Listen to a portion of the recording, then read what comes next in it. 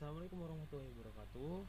Halo semuanya, perkenalkan nama aku Sandy, NPM 2508501010207. Oke, di sini aku akan mempresentasikan kan hasil dari paperku yang berjudul implementasi sistem kehadiran praktikum berbasis kode QR dengan WhatsApp Gateway. Nah, oke. Di sini pertama itu ada latar belakang masalah, dan itu latar belakang masalahnya itu adalah absensi praktikum lab komputer masih menggunakan cara manual. Terus yang kedua adalah mahasiswa wajib membawa kartu kendali untuk ditandakani stempel oleh pengawas. Dan yang ketiga ada pengawas menginput data kehadiran ke Microsoft Excel secara manual. Terus yang keempat ada proses sangat merepotkan dengan jumlah mahasiswa yang terlalu banyak. Dan yang kelima dan atau yang terakhir, resiko kartu kendali hilang, rusak, atau file arsip hilang. Nah, oke.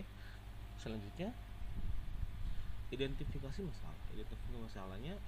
Yang pertama itu proses absensi memakan waktu lama. Terus yang kedua itu kesulitan dan mengelola data kehadiran mahasiswa. Jadi sulit banget untuk mengelola datanya karena ya sistemnya manual.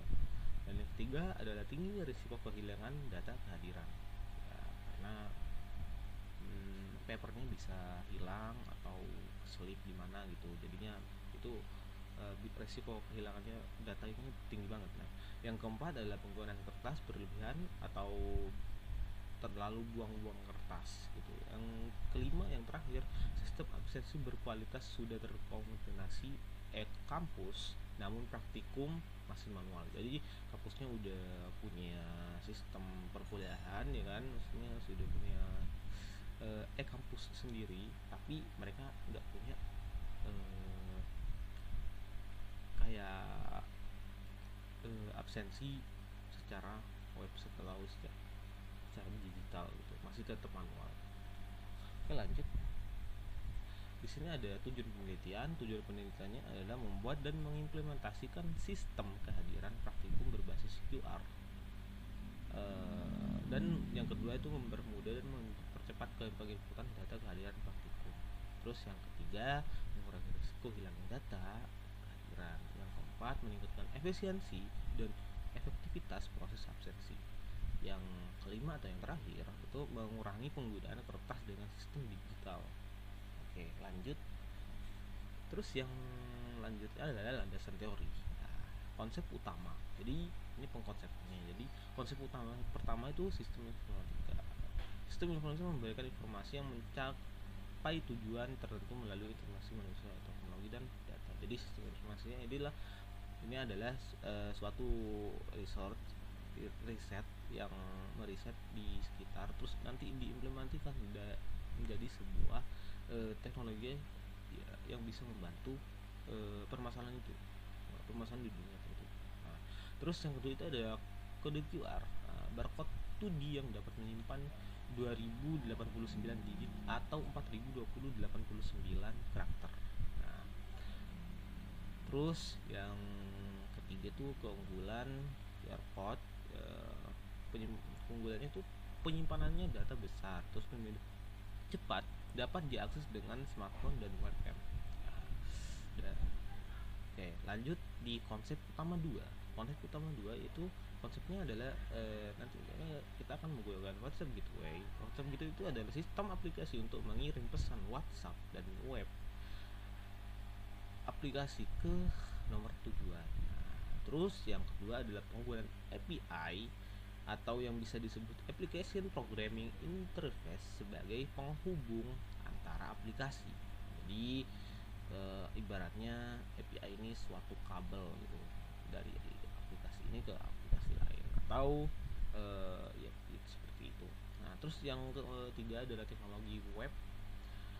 Teknologi web itu maksudnya ini bahasa dan framework dan database apa yang dipakai. Nah, di sini bahasanya mereka ini pakai PHP ya kan. Terus framework mereka itu pakai Laravel framework gitu. Jadi di Laravel itu mereka itu pakai bahasa PHP, sama kalian bisa tambahin bahasa Java di HTML-nya. Jadi sebenarnya di situ ada HTML, CSS, JavaScript, sama PHP. Nah, terus untuk frameworknya atau pembuatan pembantu gitu, kayak tools ya yang membantu bikin web itu adalah Laravel framework. Nah, untuk database-nya itu mereka menggunakan MySQL database. Terus yang keempat, yang terakhir itu adalah arsitektur MVC, yang bisa kita sebut adalah model view control untuk memisahkan logika backend dan frontend gitu. Uh, jadi kayak pemisahan antara mesin dan juga tampilan gitu. Contohlah sepeda motor ya kan, jadi si backend itu bersifat seperti mesinnya ya kan, sedangkan frontend adalah desain atau tampilan motor itu sendiri gitu. Lanjut di sini ada metode pengembangan RAID atau Rapid Application Development, ya, metode yang menekankan pengembangan cepat melalui iteratif dan feedback berulang. Yang pertama itu ada langkah menentukan kebutuhan proyek. Jadi kita akan meresearch atau mewawancari beberapa orang di sekitar sekolah atau kampus. Jadi permasalahan apa sih yang mereka punya, jadi nanti kita akan implementasikan itu atau kita bantu mempermudah mereka menggunakan website atau application gitu, yang kita buat ke depannya gitu. Terus yang kedua ada langkah membuat prototype atau blueprint application. Nah, di sini itu kita akan membuat perancangan untuk application itu tersebut. Jadi kita akan merancang aplikasi itu sedemikian rupa atau sebagus mungkin gitu ya, yang dapat bisa digunakan oleh para mahasiswa atau pelajar gitu.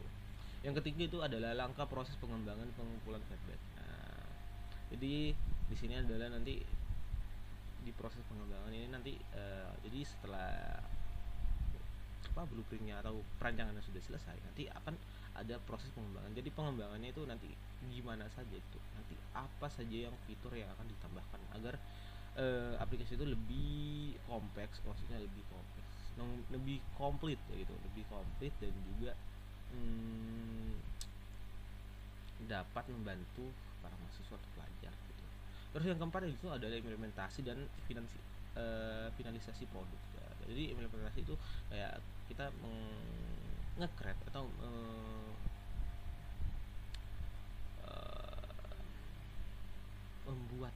membuat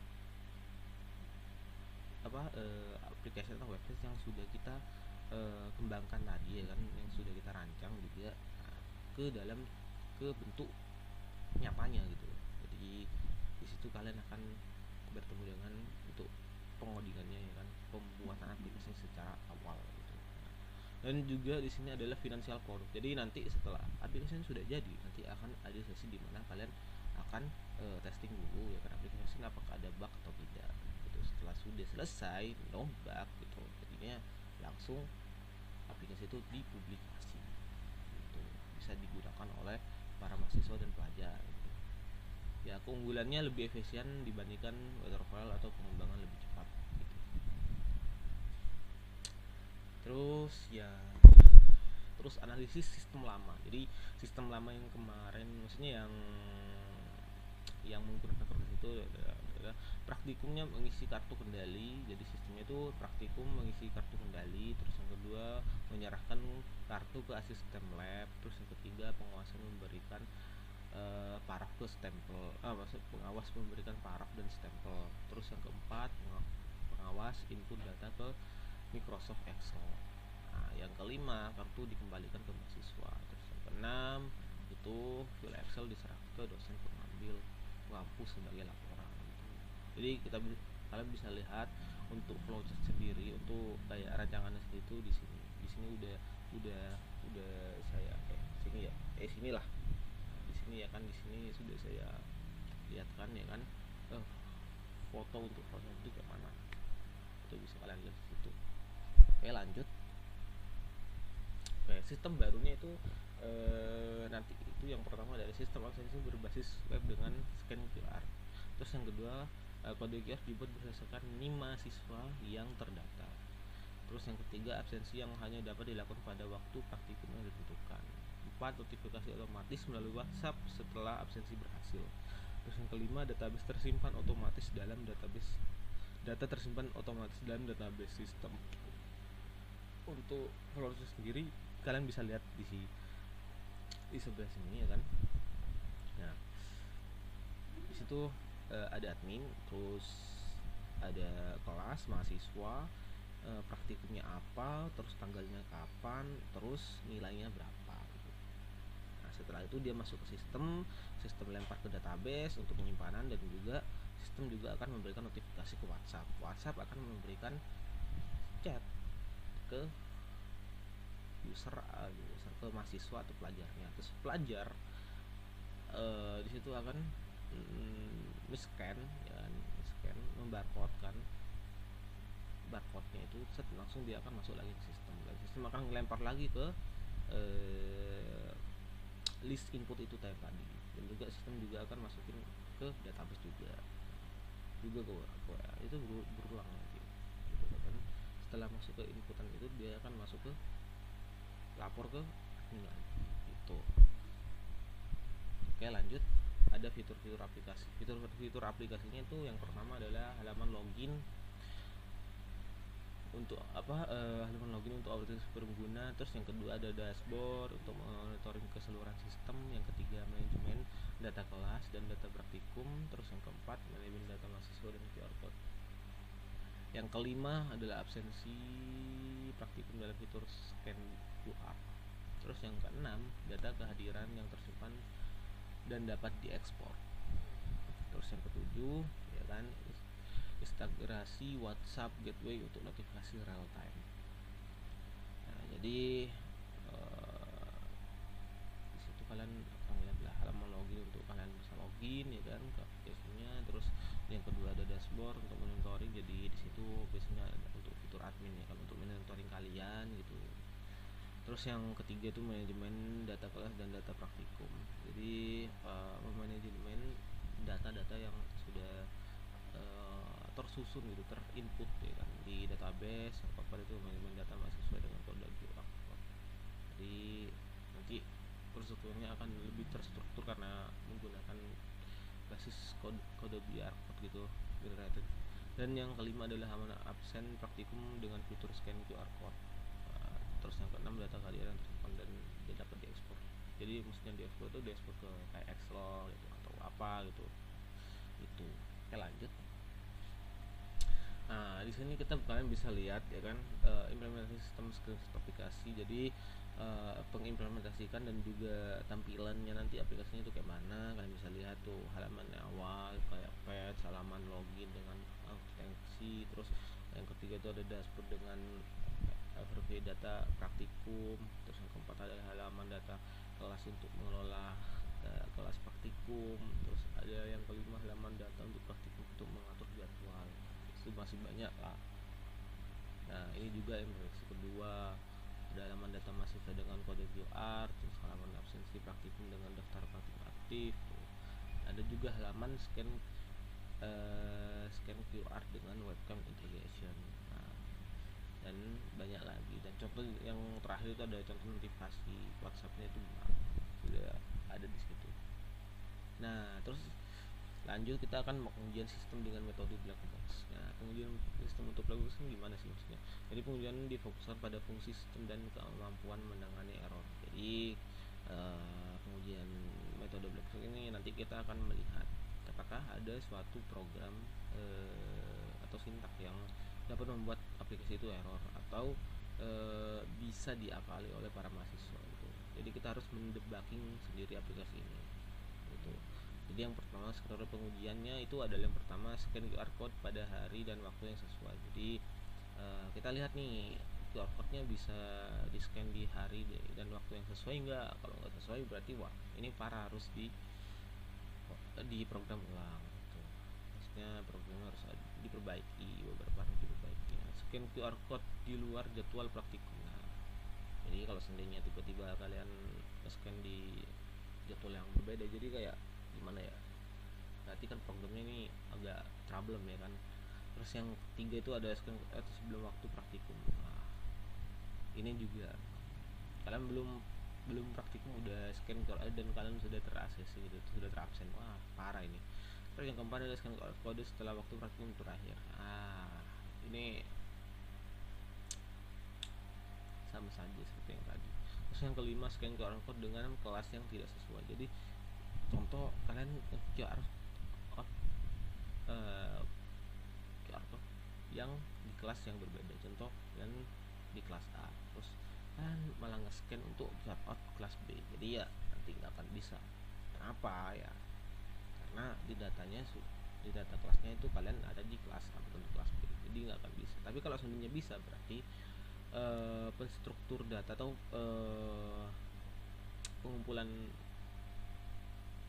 ya struktur ya, kayak pemisahan data kalian itu masih belum dipisah, jadi masih di satu list yang sama, nggak dibedain sama di database-nya nggak dibedain gitu. Itu yang membuat biasanya membuat aplikasinya jadi error. Oke, lanjut. Hasil dan manfaat sistem. Jadi hasilnya apa? Hasilnya itu pencatatan kehadiran lebih cepat dan hemat waktu. Jadi nanti untuk mencatat kehadiran itu lebih cepat dan efisien, nggak seperti yang manual tadi. Karena yang manual kan harus tanda tangan nih, terus kasih nama ya kan, ya lebih lama. Tapi kalau seandainya udah situ kalian tinggal ngebarcode terus udah selesai gitu. Nah, terus yang kedua itu proses absensi lebih efektif dan efisien. Nah, jadi nanti proses absensinya jadi lebih apa ya, lebih cepat gitu, terus lebih efisien. Karena apa? Karena situ kalian data kalian bisa lebih terstruktur dan juga lebih tertata lah, karena langsung masuk ke database kan, nggak harus di input secara manual dan sebagainya, dan juga itu nggak buang-buang waktu praktikum kalian. Yang ketiga tuh mengurangi risiko kehilangan data kehadiran. Nah, di sini kalau seandainya kalian menggunakan website atau aplikasi yang sudah dibuat, intinya database yang sudah terbentuk di situ akan tersimpan, masih tetap tersimpan gitu. Jadi nggak bisa hilang, maksudnya ada backup plan gitu. Pasti semua database itu, semua pendataan pasti pasti di backup lagi gitu. Nah, terus di sini ada mengurangi penggunaan kertas. Nah, jadi mengurangi anggaran yang pertama, terus mengurangi limbah kertas di lingkungan kampus atau di lingkungan sekitar lah gitu. Terus yang ke kelima itu adalah notif real time melalui WhatsApp sebagai bukti kehadiran. Jadi manfaatnya kalian dapat melihat nih, kalian sudah absen atau belum, atau kalian belum absen atau belum, atau kalian telat absen atau belum. Nah, itu kalian bisa dilihat tuh. Jadi setelah kalian scan seperti tiba-tiba kalian langsung di WhatsApp tuh sama bot yang sudah dirancang sedemikian untuk menghubungi kalian gitu. Jadi kalian bisa tahu tuh, wah selesai nih absensi, atau wah aku belum absensi nih. Jadi nanti ada notif sendiri gitu di WhatsAppnya. Terus yang terakhir adalah sistem dapat membatasi absensi berdasarkan waktu dan kelas yang sesuai. Jadi nanti sistemnya itu akan membatasi absen kalian itu telat apa enggak gitu. Dan juga gimana ya, kayak contoh nih, kalian absen di sebelum praktikum itu mulai. Nah, jadi nggak akan bisa ya, karena apa, itu sudah dibatasi. Kalau absennya itu baru terbuka di jam segini sampai segini. Tapi itu manfaatnya itu, jadi kalian nggak bisa mengakali absen itu sendiri lah gitu. Oke, next. Kesimpulannya adalah aplikasi ini berhasil dibuat dan diimplementasikan dengan metode write. Terus yang kedua itu sistem mampu mengonfirmasi kehadiran dengan cepat. Terus yang ketiga, pengujian black box menunjukkan tingkat keberhasilan 100%. Terus yang keempat, sistem efektivitas mempermudah dan mempercepat konfig kehadiran mahasiswa. Dan yang kelima ya kan, yang terakhir, sistem meningkatkan efisiensi pelaporan kehadiran mahasiswa praktikum. Jadi lebih efisien lah ini sistem kalau seandainya diimplementasikan ke dunia pendidikan atau perkuliahan, jadi lebih cepat dan juga efisien gitu. Lanjut, saran dan pengembangan. Mungkin saran dari saya dan juga pengembangan lanjutnya itu mending jadi integrasi dan sistem kampus yang sudah ada. Jadi nanti kita akan sandingkan aplikasinya itu ke sistem kampus yang sudah ada di kampusnya masing-masing gitu. Jadi bisa langsung terhubung, dan itu kayak jadi jadi database satu kesatuan gitu. Jadinya nggak perlu repot-repot harus ekstrak ini terus masukin ke kampus lagi, nggak usah. Jadi langsung jadi satu gitu. Terus yang kedua itu penambahan fitur laporan statistik kehadiran mahasiswa. Jadi bagusnya sih tambahin itu kayak statistik. Jadi kita bisa lihat nih, mahasiswa A ini dan mahasiswa B itu kehadirannya itu berapa persen gitu. Jadi statistiknya itu berapa gitu. Apakah dia naik terus turun lagi, atau naik turun naik lagi gitu, atau naik terus gitu. Jadi itu dibutuhkan banget karena itu memudahkan kita melihat mahasiswa yang rajin dan juga enggak gitu. Yang ketiga itu pengembangan aplikasi mobile untuk memudahkan akses. Nah, ini kadang sistem kayak gini tuh seharusnya awalnya itu adalah website. Nah, kalau seandainya itu diimplementasikan ke application atau aplikasi mobile, nah itu akan lebih bagus. Kenapa? Karena di saat sudah mengcreate itu menjadi mobile, jadi para mahasiswa atau pelajar itu bisa mengakses aplikasi ini atau website ini menggunakan HP. Kalau sebenarnya menggunakan web juga bisa di HP, tapi kalian akan ribet sendiri. Jadi coba buka Google, terus kalian search nih linknya gitu. Jadi repot banget. Jadi mending harus tinggal pencet langsung udah kebuka gitu. Nah itu. Nah, terus ada penambahan fitur foto selfie saat absensi untuk verifikasi identitas. Ya, ini bagus. Ini juga cukup bagus. Jadi dengan adanya penambahan fitur ini, semua sistem absensi itu nggak bisa dicurangi segampang itu. Maksudnya lebih dipersulit lah dan diperketat. Karena apa? Kadang ada beberapa pelajar yang dapat mengakalinya, untuk contoh minta bantuan teman atau gimana gitu. Itu yang bisa dapat membuat database aplikasi ini menjadi bisa dicurangi gitu. Tapi kalau seandainya kita menambahkan fitur foto selfie saat absensi, nah itu jujur membuat mereka itu jadi kayak berpikir untuk membuat mengakali website atau aplikasi ini, jadi mikir dua kali itu, ribet gitu, udahlah gitu. Sekalian nggak datang gitu. Jadi mereka akan mikir ulang gitu sebelum mereka mengakali sistem ini. Terus yang terakhir itu adalah implementasi sistem serupa untuk kegiatan akademi lain. Jadi kedepannya mungkin saya berharap sistem ini nanti lebih berkembang lagi, kayak terus ke kegiatan akademik yang lain gitu. Jadi nggak cuma sistem kehadiran doang, nanti akan ada sistem yang lain gitu. Maksudnya yang bisa membantu tugas sehari-hari gitu, yang merepotkan untuk tugas sehari-hari dari guru atau dosen yang mengajar gitu. Jadi agar mempermudah mereka lah gitu untuk mengajar dan juga memberikan materi gitu. Jadi mungkin kayak e-learning atau apa gitu, kayak membuat perpus online atau apa gitu ya, yang sekiranya dapat membantu dunia kependidikan gitu. Terus lanjut, oke, mungkin sekian dari saya. Assalamualaikum warahmatullahi wabarakatuh. Jika saya salah kata atau kurang untuk menjelaskannya, saya minta maaf ya kan. Semoga presentasi ini bisa membantu kalian di pelajaran atau hal yang bisa pelajaran atau menambah ilmu juga untuk kalian gitu. Oke, sekian dari saya. Wassalamualaikum warahmatullahi wabarakatuh.